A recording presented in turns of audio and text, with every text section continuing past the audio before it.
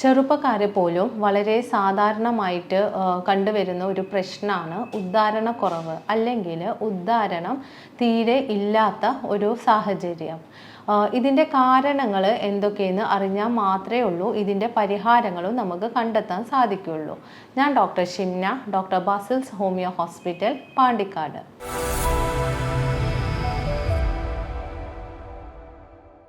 വളരെ സങ്കീർണമായിട്ട് നടക്കുന്ന ഒരു പ്രക്രിയയാണ് ഉദ്ധാരണം.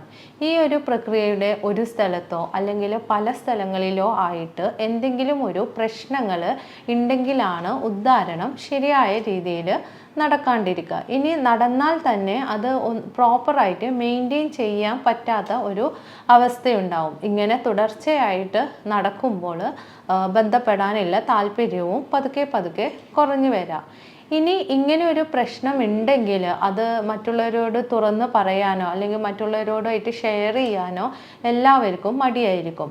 അപ്പോൾ ഈ ഒരു കാരണത്താൽ ഈ ഒരു പ്രശ്നത്തിൻ്റെ ഇൻസിഡൻസ് എത്ര ഉണ്ട് എന്ന് ആളുകൾക്ക് വ്യക്തമായിട്ട് അറിയില്ല.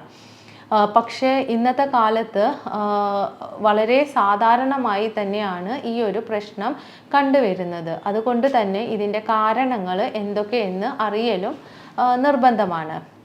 പ്രായം കൂടുന്തോറും ഉദ്ധാരണക്കുറവും കൂടുന്നതായിട്ട് കണ്ടുവരാറുണ്ട്. ഇനി ഏതൊക്കെ സന്ദർഭത്തിലാണ് ഇങ്ങനെ സംഭവിക്കുന്നത് എന്നതിൻ്റെ അടിസ്ഥാനത്തിൽ നോക്കുകയാണെങ്കിൽ ചിലർക്ക് ഇത് എപ്പോഴും ഉണ്ടാകും. അതായത് പാർട്ട്ണറുമായിട്ട് ബന്ധപ്പെടുമ്പോഴോ അല്ലെങ്കിൽ സ്വയംഭോഗം ചെയ്യുന്ന സമയത്തോ, അതായത് എല്ലാ സമയങ്ങളിലും ഇവർ ഇങ്ങനെ ഈ ഒരു ഉദ്ധാരണക്കുറവ് അനുഭവിക്കുന്നുണ്ട്. എന്നാൽ മറ്റു ചിലർക്കാണെങ്കിൽ ചില സമയങ്ങളിൽ മാത്രമേ ഉള്ളൂ. മാനസിക സമ്മർദ്ദം എന്തെങ്കിലും ഉണ്ടെങ്കിൽ, എന്നാൽ ഏതെങ്കിലും ഒരു പാർട്ട്ണറുമായിട്ട് ബന്ധപ്പെടുന്ന സമയത്ത്, എന്നാൽ ഇവർക്ക് സ്വയംഭോഗം ചെയ്യുമ്പോൾ ഇങ്ങനെ സംഭവിക്കണം എന്നില്ല.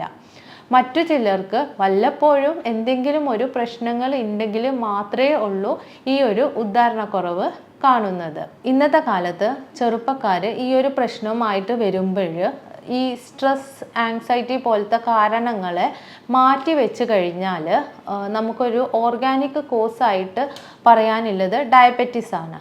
അതായത് ശരീരത്തിലെ രക്തത്തിൽ ഷുഗറിൻ്റെ അളവ് ക്രമാതീതമായിട്ട് കൂടി വരുന്ന ഒരു അവസ്ഥ.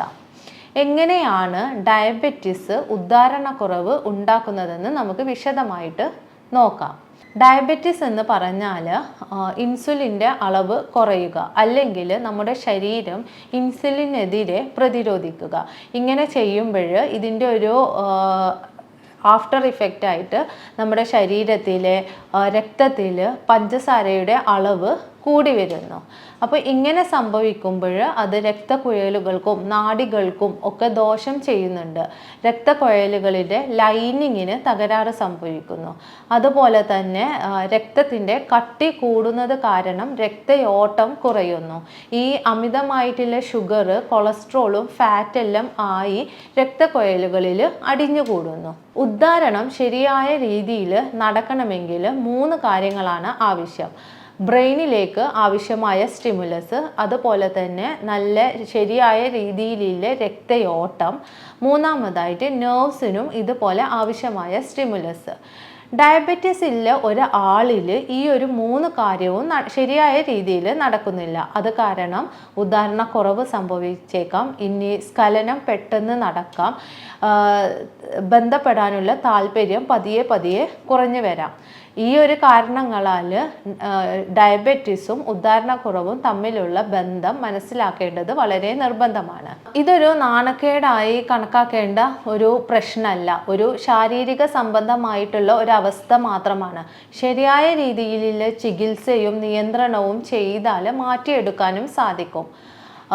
ശരീരത്തിലെ രക്തത്തിലെ പഞ്ചസാരയുടെ അളവ് നിയന്ത്രിക്കുക, ആരോഗ്യപരമായിട്ടുള്ള ഒരു ഭക്ഷണക്രമം ശീലിക്കുക, വ്യായാമം ചെയ്യുക, മാനസിക സമ്മർദ്ദം എന്തെങ്കിലും ഉണ്ടെങ്കിൽ അത് കുറക്കുക. ഇങ്ങനെയെല്ലാം ചെയ്തു കഴിഞ്ഞാൽ ഈ ഒരു അവസ്ഥയെ നമുക്ക് പിടിച്ചു നിർത്താൻ സാധിക്കും. ഡയബറ്റീസ് ഉള്ള ആളുകളിലും സന്തോഷകരമായിട്ടുള്ള ഒരു ലൈംഗിക ജീവിതം നയിക്കാൻ സാധിക്കും. പക്ഷെ നിങ്ങൾ ചെയ്യേണ്ടത് ഇത്ര മാത്രമാണ്: ലജ്ജിക്കാണ്ട് ഈ ഒരു പ്രശ്നം ഡോക്ടറോട് തുറന്ന് പറയണം. നിങ്ങളുടെ ശാരീരികപരമായും മാനസികപരമായുമുള്ള അവസ്ഥയെ മനസ്സിലാക്കി അതിനനുസരിച്ചുള്ള ഒരു ചികിത്സാ രീതിയും മാർഗങ്ങളും ഞങ്ങൾക്ക് നിർദ്ദേശിക്കാൻ സാധിക്കും. ഈ ഒരു വിഷയത്തിനെ കുറിച്ച് എന്തെങ്കിലും സംശയമോ അതോ ചികിത്സയോ വേണമെങ്കിൽ താഴെ കാണുന്ന നമ്പറിൽ ബന്ധപ്പെടാം. ഞാൻ doctor Shimna, doctor Basil's homeo hospital, Pandikkad.